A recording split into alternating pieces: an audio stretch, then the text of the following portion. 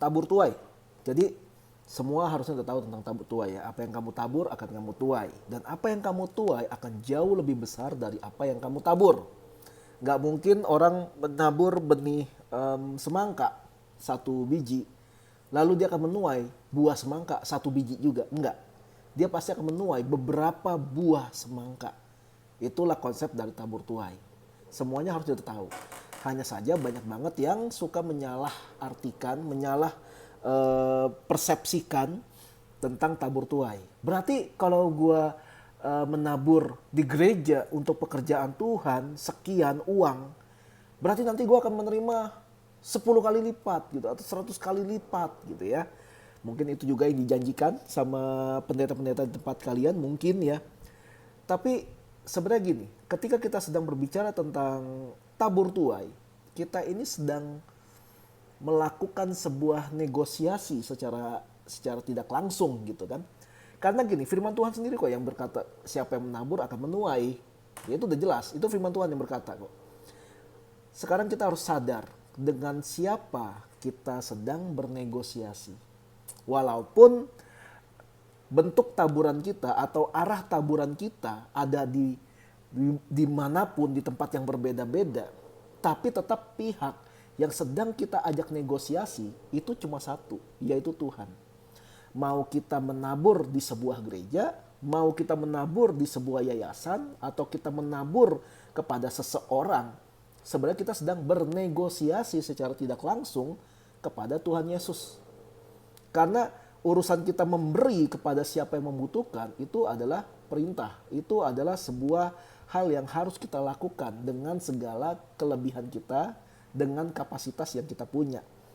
Tapi kalau kita berharap, kalau gue kasih segini, kalau gue melakukan ini, berarti nanti gue akan menerima sekian kali lipat dong kalau konsepnya seperti ini. Sebenarnya itu terserah Tuhan. Karena firman Tuhan di bagian yang lain juga berkata begini. Ada orang yang menabur tapi tidak mengambil tuaiannya. Dan ada orang yang tidak menabur tapi dia mengambil tuaian. Jadi tidak pernah dikasih tahu, tidak pernah dikatakan kalau kita akan menuai dari tempat di mana kita menabur. Kita bisa menuai di tempat di mana kita tidak menabur. Nah, ya agak bermain-main kata nih, tapi sejujurnya ini pun yang saya alamin. Saya banyak menabur untuk si ini, si itu, atau untuk tempat ini, udah banyak menabur. Tapi apakah orang tersebut atau tempat tersebut pernah memberikan tanda kutip tuaiannya kepada saya karena saya pernah menabur? Sampai hari ini jujurnya saya belum pernah mendapatkan balasan kebaikan dari orang yang pernah saya berbuat baik atau dari tempat di mana saya pernah berbuat baik. Tapi saya sering mendapat kebaikan dari orang yang mana saya belum pernah berbuat baik sama dia. Jadi ketika kita sedang berbicara tentang menabur dan menuai, yang harus menjadi fokus kita adalah bukan berapa yang kita tabur dan berapa yang kita tuai. Bukan tentang, gue kan lagi gak punya, gue ini buat makan aja susah, gimana gue mau menabur. Bukan soal itu. Memang soal ketaatan, tapi fokusnya bukan di sana. Tapi fokusnya ada pada untuk siapa kita melakukan hal ini. Demi siapa kita melakukan hal ini. Kalau memang kita melakukan taburan karena kita mengasihi Tuhan dan kita mau menuruti perintah-perintahnya yang tertulis semua di Alkitab, akan menjadi urusan Tuhan. Bagaimana Tuhan memberikan cara atau memberikan balasan atas taburan kita, terserah dia mau kayak gimana caranya. Itu urusan Tuhan. Mau pakai lewat orang lain kek, mau lewat orang yang sama kek, mau dari tempat yang lain atau dari tempat yang sama. Fokusnya adalah nanti itu urusan kita sama Tuhan. Karena fokusnya adalah kita sedang melatih diri untuk menjadi pengikut Kristus yang tepat. Menjadi pengikut Kristus yang benar. Bukan supaya ada urusan timbal balik atau tentang untung rugi. Karena kita menabur. Rugi dong kalau kita nggak menuai. Enggak. Kita menabur sejujurnya bukan supaya untuk menuai. Tapi kita menabur karena itu perintah. Itu perintah. Jadi kalau ada yang menabur atau ada yang ingin menabur tapi berpikir, rugi nabur di sini. Saya pernah berbicara sama beberapa orang tentang tentang perpuluhan. Pernah saya berbicara sama orang, lalu orang itu bilang gini, gue mah nggak percaya sama gereja gue. Ngapain gue tak kasih perpuluhan gue ke gereja itu, mendingan gue kasih perpuluhan ke gereja, gue kasih perpuluhan gue ke si ini atau ke yayasan ini gitu. Gereja gue juga udah gede, gereja gue juga udah nggak butuh uang. Tapi sejujurnya, ketika saya dengar itu, saya ngomong sama dia gini, kalau kamu melakukan itu, berarti kamu itu orang jahat. Berarti kamu penjahat gitu loh. Kamu beribadah di tempat itu, di gereja itu, kamu menerima makanan atau nutrisi untuk rohanimu, dan kamu bertumbuh di sana, buktinya kamu masih di sana sampai sekarang, tapi kamu nggak mau ada kontribusi untuk gereja di mana kamu bertumbuh. Karena gini, persembahan yang kamu berikan itu sangat membantu dan berguna untuk mereka yang bekerja di sana dan untuk kelangsungan dari eksistensi gereja di mana kamu ada. Jadi kalau kamu punya pikiran seperti itu, kamu adalah orang jahat.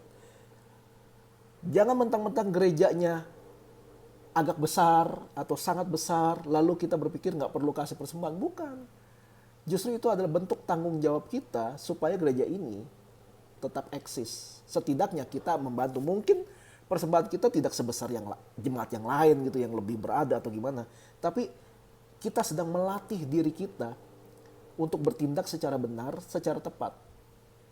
Kalau gereja di mana kita bertumbuh tidak mau kita perhatikan, kita hanya mau memperhatikan pihak yang gak ada hubungannya sama kita, yang gak pernah berbuat apa-apa untuk kita, bukankah itu jahat? Kepada mereka yang selalu memberi kita makan, selalu memberi kita perhatian, selalu mencukupi kebutuhan, kalau orang tua kebutuhan hidup kita, kalau gereja kebutuhan rohani kita. Kepada pihak yang selalu memberikan sesuatu kepada kita, kita nggak mau memberikan apa-apa untuk tempat di mana kita bertumbuh, bukankah itu jahat? Kalau memang kalian punya hati untuk memberi kepada orang lain yang kalian pikir membutuhkan, atau kepada pihak lain atau yayasan lain yang menurut kalian itu membutuhkan, yaitu adalah sebuah hal yang lain lagi. Sisihkan lagi. Jadi kalian sisihkan lah. Ada yang untuk gereja, ada juga yang untuk pihak-pihak sana. Bukan karena gereja minta-minta, enggak. Lo jujur aja. Lo itu gereja bisa berdiri dari mana kalau bukan dari persembahan? Kita harus realistis juga dong. Kalau memang pemimpin di gerejamu nggak pernah membahas tentang, misalkan gereja kalian pemimpinnya nggak pernah membahas tentang ayo memberi persembahan kepada gereja ini gitu, bukan berarti gereja itu nggak membutuhkan persembahan. Butuh dong. Kalau gitu full timer digaji dari mana? Memelihara peralatan dari mana? Paling gampang membeli anggur perjamuan itu pakai apa kalau bukan dari persembahan? Kita ngomong dalam kategori gereja yang secara umum ya, bukan gereja rumahan gitu ya.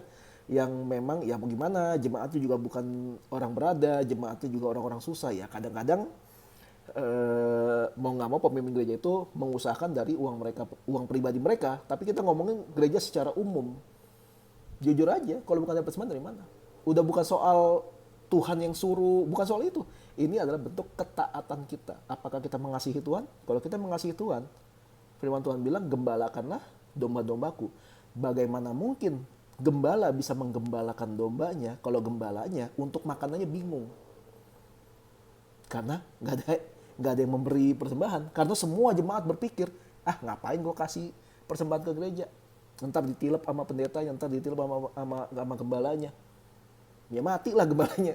Nggak usah soal makan. Kalau gembala sakit gimana? Harus sampai masuk rumah sakit dan harus membayar biaya rumah sakit dan dia nggak mampu. Bagaimana mungkin dia bisa mencurahkan perhatiannya secara penuh kepada gereja di mana dia melayani kalau seandainya semua jemaatnya punya pikiran yang seperti itu? Ngapain gue kasih persembahan ke gereja? Jadi urusan menabur dan menuai bukan soal apakah kita mau kasih atau nggak kasih, bukan soal nanti kita dapat apa setelah kita menabur, bukan. Tapi untuk siapa kita melakukan ini? Dan karena apa? Yang jelas karena kita taat sama perintah Tuhan. Dan bentuk ketaatan kita sama Tuhan, apapun yang kita lakukan, memang karena kita mengasihi Tuhan. Dan kalau kita mengasihi Tuhan, harusnya kita juga mengasihi pekerjaan Tuhan, dan kita harus tinggal dalam pekerjaan Tuhan. Sehingga pekerjaan Tuhan di tempat itu bisa tetap ada, bisa tetap eksis, karena ada kontribusi dari kita. Selamat merenung.